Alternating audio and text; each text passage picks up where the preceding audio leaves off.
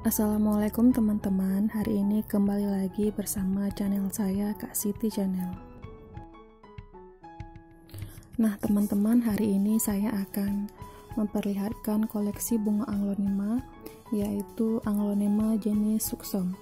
Nah teman-teman, Aglonema jenis Suksom ini ciri-cirinya warna dominannya merah muda, dan ada kombinasi warna hijau di daunnya.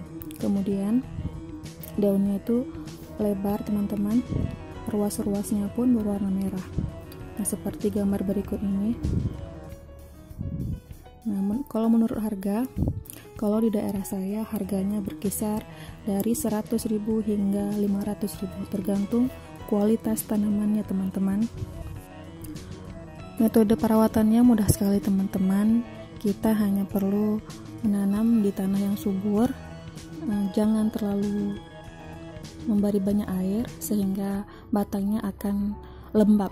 Jadi air dan tanahnya harus disesuaikan teman-teman, dan dihindari dari paparan sinar matahari langsung, karena sinar matahari langsung dapat merusak keindahan warna daunnya teman-teman. Nah teman-teman, terima kasih sudah menyaksikan. Assalamualaikum.